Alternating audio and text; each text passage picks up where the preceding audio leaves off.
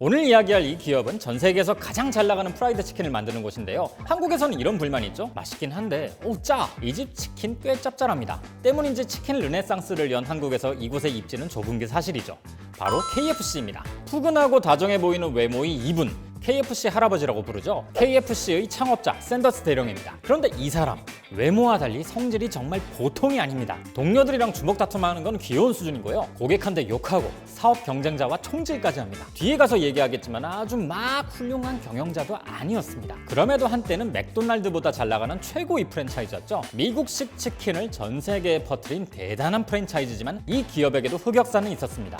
저는 김밥이고요. 오늘 제가 떠먹여드릴 이야기, 프라이드 치킨의 왕, 얼굴이 곧 브랜드의 이곳 KFC의 명과 암입니다. 샌더스 대령. 여기서 대령은 군대 계급이 아니라 켄터키 주에서 수여한 명예 칭호라고 합니다. 존경의 의미를 담아서요. 이분 인생이 정말 순탄치가 않습니다. 6살에 아버지가 돌아가시고 12살 때 어머니가 재혼하면서 이모에게 버려지고요. 13살 때는 학교를 자퇴하고 집을 나오면서 안 해본 일이 없는데요. 군인, 청소부, 철도 소방관, 변호사, 보험 세일즈맨, 램프 회사 사장 등등 폭주 기관차 마냥 손님 동료 가릴 것 없이 싸우던 때도 바로 이때입니다. 근데 이 할아버지가 아무리 성질이 더러워도 워낙 다양한 사업을 했다 보니까 지역에서 꽤 입지가 있던 분이었어요. 1930년 한 정유회사가 40살이었던 샌더스에게 일을 하나 맡깁니다. 켄터키주 코빈에 있는 주유소를 관리해달라는 건데요. 샌더스는 여기서 음식을 같이 팔기 시작했어요. 이분이 요리는 꽤 했거든요. 햄, 스테이크, 그리고 프라이드 치킨. 이 가게가 나름 잘 됐다고 합니다.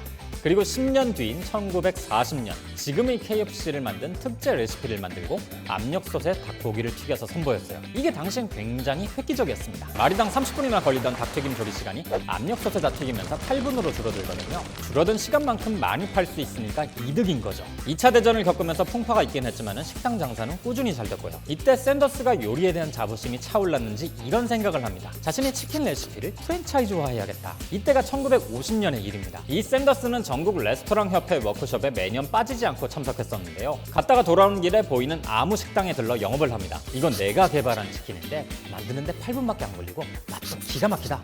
레시피 프랜차이즈를 제안하는 거죠. 이게 1008번을 거절당하고 1009번째에 성공했다는 일화가 유명하죠. 때문에 노력, 근성의 KFC란 평가를 받고요. 근데 이건 좀 와전된 이야기입니다. 정확히는 600에서 700번 정도라고 하죠. 이 숫자도 샌더스가 평생 프랜차이즈 영업을 하는 동안 거절당한 총 횟수고요. 그래도 대단하긴 하죠. 그런데 이렇게 많은 식당이 샌더스의 제안을 거절한 이유는 단순합니다. 나도 치킨 잘 팔고 있는데 굳이? 이렇게 거절만 당하던 중 샌더스가 굉장한 사람을 한 명 만나게 됩니다. 1951년 유타주에서 레스토랑을 운영하던 피트 하먼. 이 둘은 29살이나 차이가 나는데도 엄청 가깝게 지냈다고 해요. 샌더스는 하먼을 자기 프랜차이즈 사업으로 끌어들이려고 끊임없이 유혹했고요. 그런데 사건이 하나 터집니다. 1952년 볼 일이 있어서 호주로 가려던 샌더스가 이 하먼네 가게에 잠깐 들려서 직접 치킨 한 마리를 튀겼어요. 이래도 같이 사업 안 할 거야? 먹어보고 판단하라 이거죠. 하먼을 좀 더 구슬려서 확실하게 계약 도장을 찍고 싶은데 본인 일정이 있다 보니까 서둘러서 자리를 떠나게 됩니다. 근데 하먼이 계약도 안 하고 이 레시피를 똑같이 따라해서 치킨을 팔아버린 겁니다. 샌더스가 자리를 비운 틈을 타서요. KFC란 이름도 이때 생겼어요. 켄터키 프라이드 치킨. 샌더스가 켄터키 사람이었고 프라이드 치킨 하면 켄터키와 미국 남부 지역이 유명했거든요. 그 결과 대박이 터집니다. 호주에서 돌아온 샌더스가 이 장면을 보고 어떤 감정이 들었을까요? 꽤 복잡한 심경이었을 겁니다. 열받긴 하지만은 본인 레시피가 이렇게 인기를 끌고 있는 걸 두 눈으로 확인했으니까요. 여러분 같으면 어떻게 했을 것 같으세요?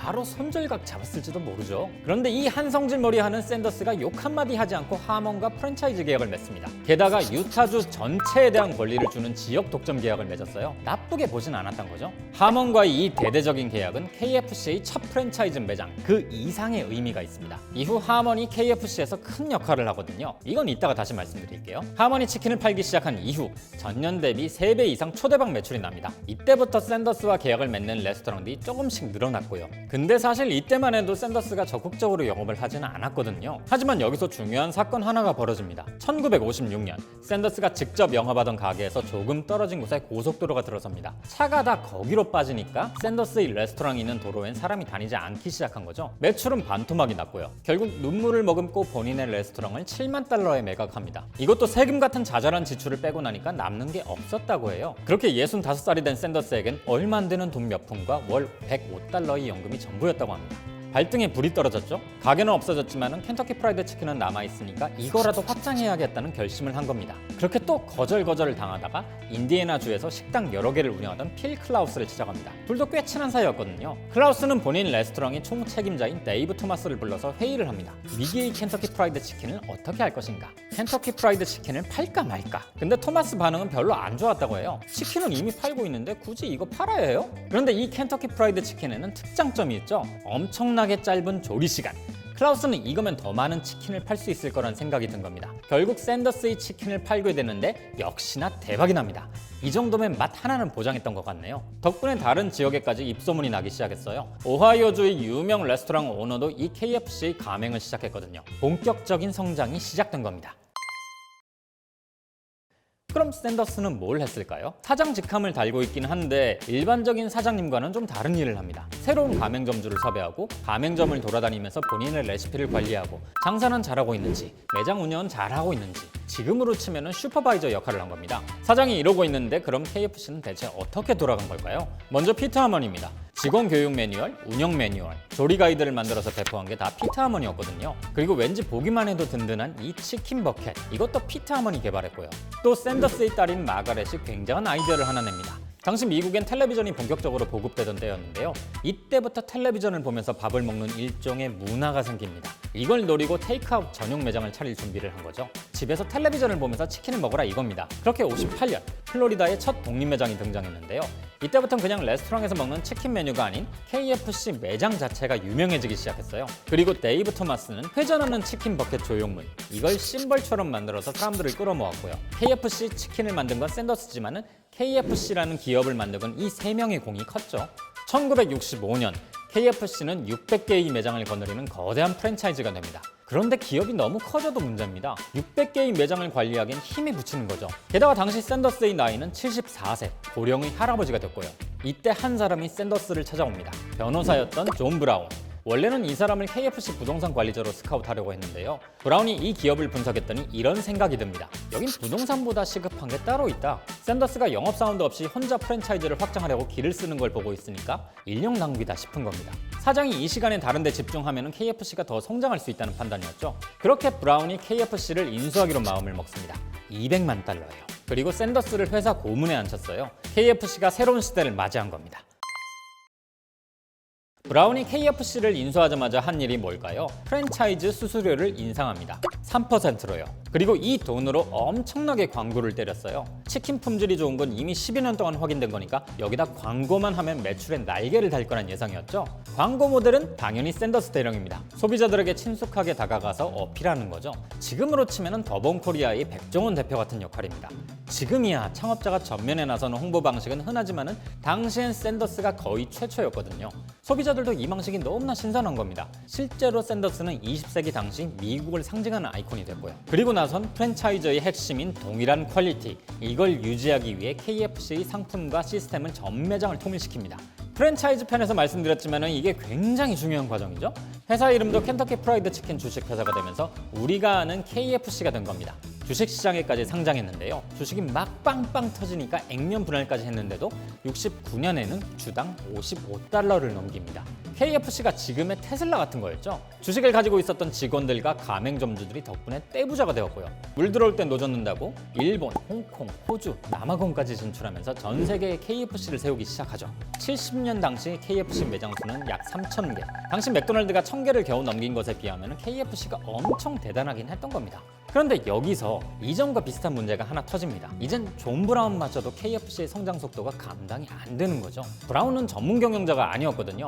본인이 컨트롤할 수 있는 한계를 넘어가 버린 겁니다. 자신이 샌더스로부터 회사를 인수할 때와 똑같은 상황이 벌어진 거죠. 결국 1971년 스미노프의 유통사였던 휴블라인에 KFC를 매각하게 됩니다. 무려 2억 8,500만 달러예요. 200만 달러에 사서 3억 달러 가까이 팔 만큼 기업이 커진 거죠. 휴블라인은 광고도 굉장히 감각적인 데다가 세계적인 유통망도 갖고 있었거든요. 이런 강점들이 KFC와 합쳐지면 어마어마한 시너지를 낼 수 있다고 본 겁니다. 그런데 샌더스는 대경로를 합니다. 술 파는 놈들이 치킨에 대해서 뭘 알아? 이러면서요. 샌더스와 휴블라인이 여러 번 충돌하는데요. 문제는 샌더스가 선을 넘어버립니다. 언론과 방송에 나가서도 회사 욕을 막 퍼붓는 거죠. 창업자와 대표가 싸우는 이 상황, 당연히 비호감입니다. 이때부터 KFC 매출이 떨어지면서 가맹점주들도 크게 손해를 봤고요.